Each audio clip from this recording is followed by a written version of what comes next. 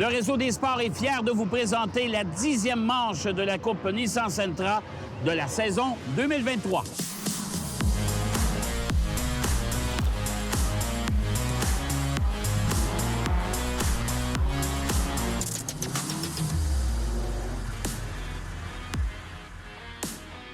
Bienvenue à cette 10e manche de la série Nissan Sentra, bien sûr.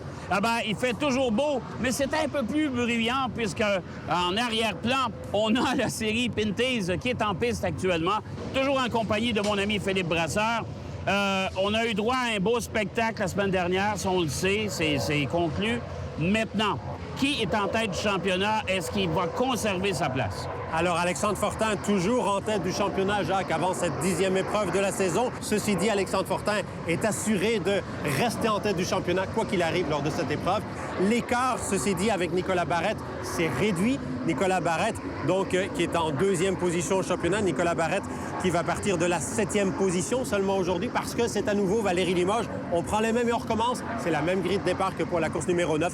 Valérie Limoges et Alexandre Fortin se partagent la première ligne de départ aujourd'hui encore. Donc, c'est vrai qu'on peut s'attendre. On a vécu une très, très belle course numéro 9 de la saison. Fantastique, très spectaculaire. On peut s'attendre avec le même genre d'épreuve aujourd'hui. Alors, place au spectacle. Maintenant, la 10e manche de la Coupe Nissan Sentra de cette saison 2023. Alors, on va donner le drapeau vert dans quelques secondes, mon cher ami. On va voir ce que ça va donner. Et voilà, c'est fait. Et départ de cette 2e épreuve du côté du circuit de Mosport, en Ontario. Et ça joue déjà du coup d'honneur. Oui, avec une première ligne à nouveau, Valérie Limoges, Alexandre Fortin, une 2e ligne, Mathieu Miron, Daniel Fortin, Simon Vincent, Nicolas Miron en 3e ligne et Nicolas Barrette qui partait seulement 7e de cette épreuve. Jacques, on voit tout de suite aussi que là, Valérie Limoges a encore une fois réalisé un très bon départ, mais ça n'a pas suffi cette fois-ci parce que Alexandre Fortin a été capable de lui ravir la 2e place dès le virage numéro 2. Là, on est dans le virage numéro 3, appelé familièrement le virage du Québec par les passionnés du circuit de Mosport ou ceux qui y vont de longue date. Circuit très rapide, on voit tout cet enchaînement là, 2, 3, 4 jusqu'au virage Sterling Moss. Le virage numéro 5, c'est celui où on arrive maintenant. Ce virage, c'est le seul vraiment virage lent du circuit de Mosport avec Alexandre Fortin en tête devant Valérie Limoges. Mathieu Miron, lui, conserve sa 3e place, mais avec Daniel Fortin qui est tout juste derrière. Il y a Christian Thibault aussi qui avait eu des soucis mécaniques suite aux essais et aux qualifications, qui, lui, est de retour en piste également. Première saison pour lui, pour Christian Thibault. Une saison un petit peu difficile avec des hauts et des bas, quelques sorties de route. On se souvient notamment de celle au complexe Icare, assez spectaculaire. Christian Thibault, effectivement, c'est un pilote, je pense, qui peut être largement aux avant-postes. Il a le talent, lui aussi, pour cela, ça c'est certain. Mais je pense qu'effectivement, Christian Thibault, faudra voir la saison prochaine. On espère qu'il sera de retour avec une saison un petit peu moins compliquée que cette fois-ci. Clairement, je pense qu'il peut jouer aux avant-postes. Alors, pendant ce temps-là, c'est le train routier à l'avant, bien sûr. Alors, Alexandre Fortin qui mène le bal, Valérie Limoges toujours en 2e place. Et il y aura toujours cette bagarre aussi à l'arrière dans la classe Micra. Il y a 3 prétendants pour le titre actuellement. Et il y a Nicolas Lévesque, Raphaël Saint-Pierre, il y a Charles-Étienne Boucher. Alors, ces 3 jeunes-là, d'ailleurs, Charles-Étienne, lui, est en 2e place actuellement. Oui, ces 3 pilotes vraiment qui, course après course, livrent de l'excellent spectacle. Jacques, j'aimerais les voir en Sentra dans les prochaines saisons, dans les prochaines années. Mais c'est vrai que pour l'instant, ils ont animé toute la saison la classe Micra avec Simon Vincent qui avait débuté en classe Micra cette saison, qui était là également avant de graduer en Sentra. Mais clairement, dans le cas de Charles-Étienne Boucher, Nicolas Lévesque et Raphaël Saint-Pierre, c'est un spectacle permanent, on peut dire. Très bon spectacle aussi pour l'instant. Nicolas Barrette, on l'a dit en début d'émission, il partait seulement 7e. Il n'a pas gagné de position pour l'instant, mais maintenant à l'attaque de Nicolas Miron. Oui, tout à fait. Il fait un peu... il joue le jeu des rétroviseurs, c'est-à-dire qu'il change de trajectoire pour signifier à Nicolas Miron qu'il est pas très loin derrière et qu'il voudrait bien prendre sa place, au moins pour gagner une position. Il est toujours 7e depuis le début de l'épreuve, pendant qu'on est à bord de la voiture de Mathieu Miron. Oui, qui est en train, là, peut-être de se faire dépasser par Daniel Fortin, mais le fameux jeu de l'aspiration fait que c'est pas évident, bien entendu. C'est pas évident parce que le prochain virage, voilà, c'est un virage à droite, suivi d'un virage à gauche et un autre virage à droite pour amener sur la ligne droite de départ-arrivée qui est assez courte. On voit que ici, Mathieu Miron a été capable de fermer la porte devant Daniel Fortin. Ça pourrait profiter à Simon Vincent dans les prochains instants. Oui, Daniel Fortin qui a été plutôt agressif sur le vibreur à l'intérieur du virage. Il faut faire attention aussi parce que ça peut provoquer un déséquilibre qui, souvent, n'a pas a des conséquences fâcheuses pour le pilote. Alors, il faut quand même être prudent avec ces fameux vibreurs, même du côté de Mosport. En effet, des vibreurs un petit peu moins traîtres, je dirais, que sur certains circuits que l'on qualifie de modernes. On voit ici notamment ce virage numéro 2 où on a ajouté beaucoup d'asphalte dans les dernières années pour améliorer la sécurité parce qu'autrefois, c'était une bande de gazon et on sait qu'il y a déjà eu des accidents graves à la sortie de ce fameux virage numéro 2. Je me souviens de l'ancien pilote de Formule 1, Manfred Winkelhock, qui s'était tué ici même à Mosport dans une épreuve du championnat du monde d'endurance parce qu'il était allé tout droit, avait frappé le mur. Heureusement, la sécurité a été grandement améliorée dans l'ensemble du sport automobile, mais sur le circuit de Mosport ici en particulier, Jacques, on peut dire qu'aujourd'hui, c'est vraiment très sécuritaire et ça permet aux pilotes de s'exprimer pleinement sans arrière-pensée. Et le fameux virage numéro 2, même en Coupe Micra, il y a eu quelques tonneaux qui ont été franchis là par certains pilotes. Et on avait mentionné à tous ces pilotes, justement, le virage numéro 2, il ne faut surtout pas lever le pied de l'accélérateur. Il faut garder une vitesse constante pour éviter de déséquilibrer la voiture. Et ça, c'est important. Dans le virage numéro 2 à Mosport, si jamais vous avez la chance d'aller rouler en voiture, vous allez tout comprendre. Oui, effectivement, mais tu l'as dit, c'était à l'époque aussi de la Coupe Nissan Micra, avec en effet des voitures pas aussi faites pour la course automobile que les Sentra, bien entendu. Les Sentra sont de vraies voitures type touring car, donc les pilotes peuvent attaquer davantage. C'est le cas notamment de Nicolas Barrette ici, qui tente de gagner une place face à Nicolas Miron. Et là, si on demeure avec lui, là, on se dirige vers ce fameux virage numéro 2 où on voit justement qu'il y a beaucoup d'asphalte et on voit l'échappatoire là, à droite ici. Là. Alors, il faut vraiment garder une vitesse constante. Surtout pas appliquer les freins dans ce virage-là. Ça pourrait être fâcheux. Faut plonger. Faut plonger vraiment dans le virage. Ouais. Effectivement, les pilotes maintenant connaissent bien le circuit, ils sont habitués. Mais c'est vrai que de nombreux débutants se sont souvent fait surprendre sur ce circuit de Mosport. Plus rapide que le circuit Mont-Tremblant, sensiblement le même kilométrage, mais c'est vrai que c'est un circuit, vraiment la rapidité, cet enchaînement de courbes joue beaucoup et on le voit ici avec Nicolas Miron et Nicolas Barrette qui sont vraiment... Je regardais si Nicolas Barrette va être capable de prendre peut-être l'aspiration. Il n'a même pas attendu l'aspiration. Il s'est tout de suite mis à l'extérieur de Miron sur la longue ligne droite. Et Nicolas Miron qui a peut-être freiné un peu tôt aussi dans le virage qui précédait. Alors, c'est là que Nicolas Barrette, lui, en freinant beaucoup plus tard, a pu prendre cette position-là. Et je pense que ça va se faire, malgré que le virage est à droite. Est-ce que Nicolas Barrette réussira à le passer avant? Je ne sais pas. On va le savoir dans quelques secondes. On va le savoir. C'est côte à côte. Oui, ça a passé. Il faut souligner une chose, que ce fameux virage 8, la plupart du temps, les pilotes le passent complètement à fond. S'ils sont sur la bonne trajectoire, évidemment, ça crée souvent des mauvaises surprises à certains qui perdaient le contrôle de leur voiture à cet endroit-là. Mais clairement, c'est un circuit très rapide, très spectaculaire. Et là, on est par groupe de 2. On va aller faire une pause et on reviendra à cette deuxième épreuve du circuit de Mosport, saison 2023 pour la Coupe Nissan Sentra.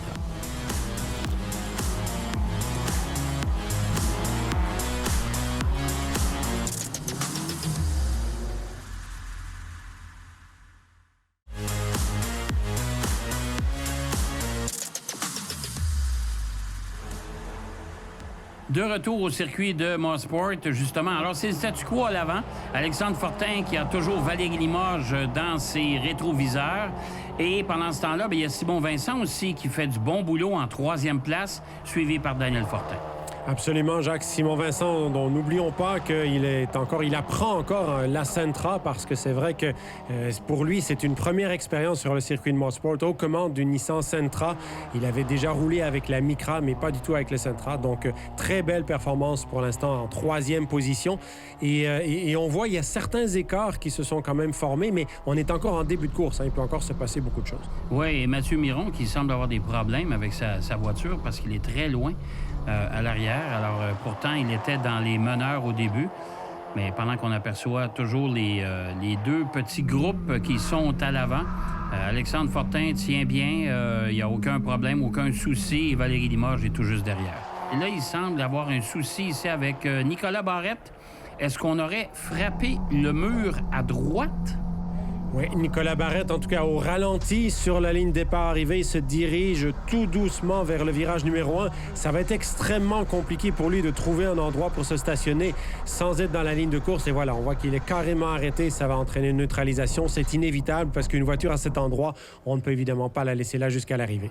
Non, tout à fait. Alors, Nicolas Barrette qui semble avoir frappé le mur du côté droit à l'arrière. Je ne sais pas ce qui s'est passé. Mais chose certaine, pour l'instant, il est hors course. C'est malheureux parce que Nicolas Barrette, quand même, avait fait une belle remontée, avait quand même pris la 6e place. C'était quand même loin du peloton de tête, il faut s'entendre là-dessus. Mais quand même, c'est dommage pour lui. Ça va être très coûteux, surtout pour ses chances de titre face à Alexandre Fortin, parce que c'est vrai qu'il fallait absolument pas abandonner, il fallait pas perdre de points, d'autant qu'Alexandre Fortin, s'il remporte l'épreuve aujourd'hui, eh bien, ça va être 50 points de plus pour lui, donc vraiment très coûteux pour Nicolas Barrette. Alors, neutralisation, bien sûr. Alors, on va aller faire une courte pause et on vous revient tout de suite après.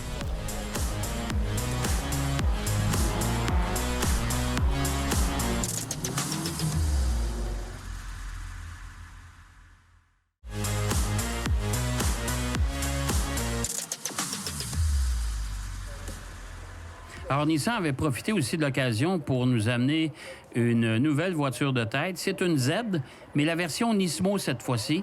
La seule voiture présente en sol canadien. La voiture a été dévoilée il y a quelques semaines à peine. Alors, avis aux amateurs de Nissan Z. Je pense que c'est une voiture qui a attiré beaucoup l'attention là-bas. Pendant qu'on se prépare pour la relance de cette épreuve, et c'est fait. Et voilà. Drapeau vert. Et là, Valérie Limoges semble avoir pris la première place. Oui, Valérie Limoges qui, effectivement, a été capable de réaccélérer beaucoup plus tôt. Alexandre Fortin, on dirait, attendait vraiment plus longtemps d'être sur la ligne droite. Valérie Limoges a saisi l'opportunité là, pour se mettre tout de suite à sa hauteur. C'est une relance un petit peu bizarre, mais si ça n'a pas donné lieu à des questionnements du côté des officiels, on va continuer l'épreuve, bien entendu, avec donc de nouveau Valérie Limoges en tête de l'épreuve.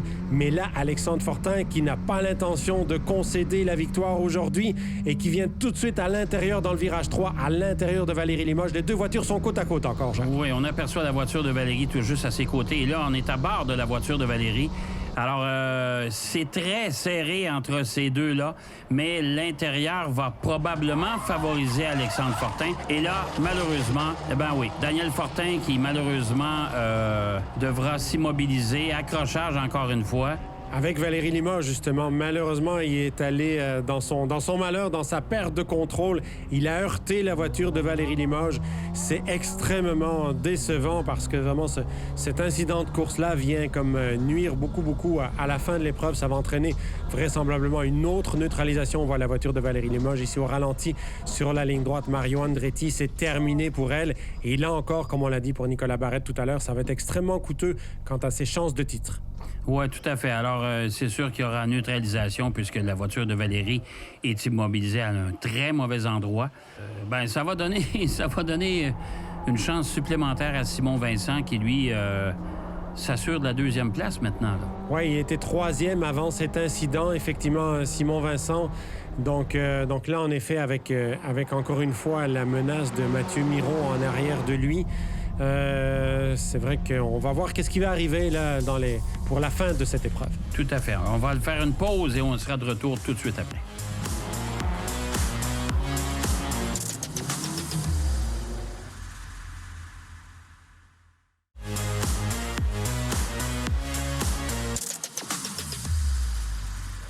Bon, là, on aperçoit la voiture de tête, mais il y a eu un drapeau jaune qui est arrivé peut-être un peu sur le tard, mon cher Philippe. Hein? Oui, absolument, Jacques, parce qu'on sait que les voitures de Daniel Fortin et de Valérie Limoges étaient déjà immobilisées alors que les meneurs, eux, étaient encore sous drapeau vert ou sous l'impression de drapeau vert, devrais-je dire comme ça. Heureusement, il n'y a pas eu d'incident suite à cette petite confusion-là. Et donc, on se retrouve, Jacques, avec cette relance avec Alexandre Fortin. Mais évidemment, l'absence de Valérie Limoges vient tout relancer pour la fin de course. Ouais, là, il manque quand même quelques joueurs importants pendant que Simon Vincent, lui, va attaquer. Bien sûr, Alexandre Fortin et Mathieu Miron est aussi revenu dans le peloton de tête en 3e place. Alors, ce serait intéressant de les voir se bagarrer d'ici la fin de cette épreuve. Pendant qu'on a en Mortaise la bataille qui n'a pas cessé du côté de la classe Micra, avec évidemment Raphaël Saint-Pierre, Nicolas Lévesque, Charles-Étienne Boucher. On est à bord aussi avec Sean Scully, qui est 4e de cette catégorie pour l'instant. Moins de voitures évidemment qu'en Sentra, mais encore beaucoup d'actions dans cette classe Micra pour cette fin de saison. Oui, tout à fait. Alors, c'était quand même un week-end intéressant parce que, comme tu disais si bien, il y a eu de belles bagarres. Alexandre Fortin qui est toujours en tête de l'épreuve, suivi de Simon Vincent, Mathieu Miron et Nicolas Miron qui est en 4e place. Simon Vincent, ce serait s'il termine 2e ou 3e aujourd'hui, Jacques, ce serait son premier podium en Sentra. Il compte de nombreuses victoires dans la série en Micra, mais ce serait pour lui une première qu'un podium en Sentra. Oui, et en Sentra, je pense qu'il m'a confié que la compétition n'était pas la même. Alors, c'est une autre histoire d'aller se bagarrer en Sentra plutôt qu'en Micra. Oui, bien c'est certain qu'il y a généralement des pilotes plus expérimentés aussi du côté des Sentra qui sont là depuis plusieurs saisons. Regardons du côté de la classe Micra avec des pilotes comme Sean Scully qu'on a ici à l'image présentement, mais aussi Nicolas Lévesque qui dispute sa première saison complète. Il y a Raphaël Saint-Pierre qui, lui, est le champion en titre de la catégorie. Charles-Étienne Boucher a une bonne expérience aussi, mais malgré tout, c'est un pilote qui vient du karting.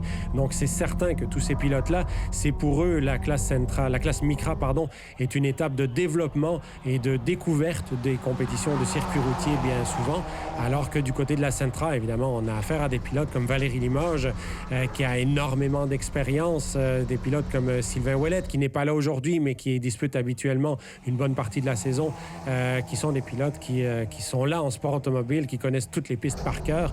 Nicolas Miron, lui, ne les connaît pas encore par cœur, Simon Vincent non plus, mais c'est une très, très belle bataille de ces pilotes. Oui, tout à fait. Et pour information, évidemment, la plupart des pilotes que tu as mentionnés, Sylvain Ouellette et compagnie, Jean Audet aussi, tout ce beau monde-là sera de retour. Marie-Soleil, même chose, seront de retour du côté de Tremblant lors de la prochaine épreuve la semaine prochaine. Alors, pour l'instant, on assiste à une belle bagarre à 4 en avant, c'est le cas de le dire. Simon Vincent qui ne s'avoue pas vaincu et Mathieu Miron, les deux frères Miron qui sont tout juste derrière. Alors, ça va chauffer jusqu'à la fin. Ça va être intéressant aussi, Jacques, de voir lequel des deux Miron va vouloir absolument dépasser l'autre pour aller chercher une place de podium. Pour l'instant, c'est à l'avantage de Mathieu Miron.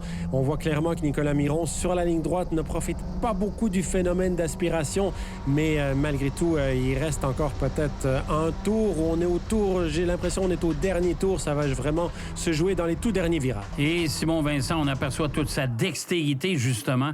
Et écoute, c'est vraiment par choc à par choc. Wow, est-ce que ça passe? Eh bien, Simon Vincent va s'assurer de la 2e place malgré cette tentative de Mathieu Miron. Mathieu Miron qui a effectué aussi une belle course, mais il s'est fait passer par Nicolas, si je ne me trompe pas. Oui. Ben oui, il s'est fait passer par son frère. Alexandre Fortin qui s'impose devant Simon Vincent, Nicolas Miron, Mathieu Miron, Christian Thibault, Nicolas Lévesque, Raphaël Saint-Pierre devant Charles-Étienne Boucher. Soulignons évidemment les abandons de Valérie Limoges, Daniel Fortin, Nicolas Barrette, tandis que Jonathan Couture n'a pas pris part à l'épreuve.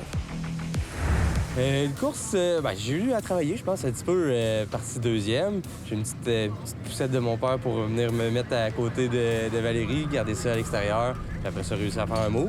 Puis à relance, je me suis fait un peu prendre par le flagman. Et j'ai fait ça assez vite. Fait que le Val a réussi à passer à côté.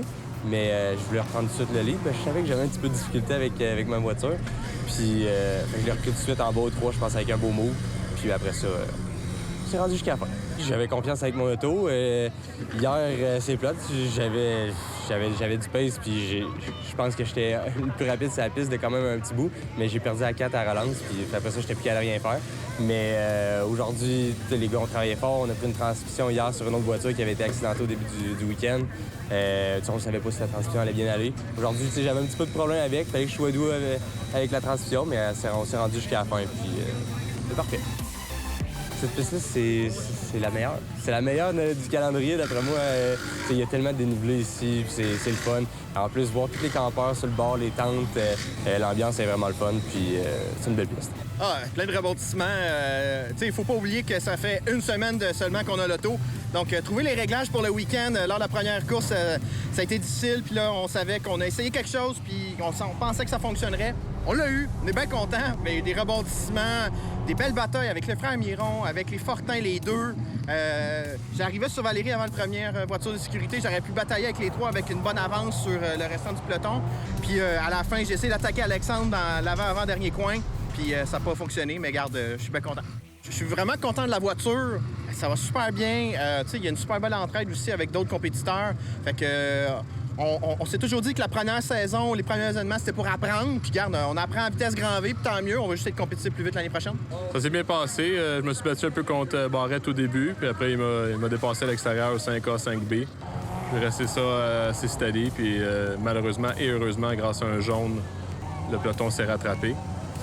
Puis j'ai joué clean avec mon frère jusqu'à la fin, jusqu'à temps qu'il fasse une petite erreur, puis j'ai capitalisé sur la situation. C'est une belle piste avec un bon flow, c'est vallonneux, haute vitesse. T'as des tournants aveugles, puis il y a beaucoup de zones de dépassement possibles, surtout en Sentra, contrairement à d'autres pistes que c'est plus difficile en Sentra de préparer un dépassement. Un premier podium, ça se prend bien. C'était vraiment une belle course. J'ai réussi au départ versus hier de me laisser passer Charles-Étienne. J'ai réussi à tenir mon momentum pour rentrer premier. C'était quand même pas si pire. J'ai réussi à tenir la tête, mais en même temps, il fallait que je ménage un peu mes pneus, que je pousse pas trop non plus. Puis en arrière, ça se battait beaucoup, fait que ça m'a laissé, je pense, un petit peu le temps de respirer. Surtout que c'était la première fois que je venais ici. Fait que c'est sûr que j'ai encore de l'apprentissage à faire, mais ça s'est bien passé.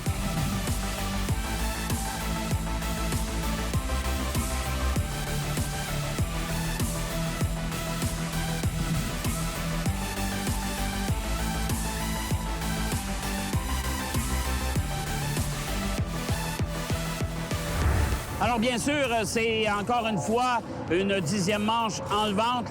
La semaine prochaine, on vous présente la 11e manche du circuit Mont-Tremblant. Circuit Mont-Tremblant, on le sait, ça s'est longtemps décidé justement à leur dernière épreuve de la saison là-bas.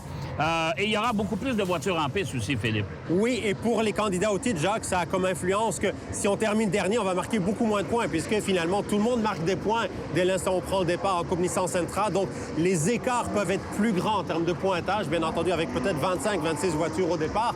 Donc, c'est clair que Alexandre Fortin part favori. L'année dernière aussi, il jouait encore le titre lors de la finale au circuit Mont-Tremblant, mais ça a fini que Valérie Limoges a été championne.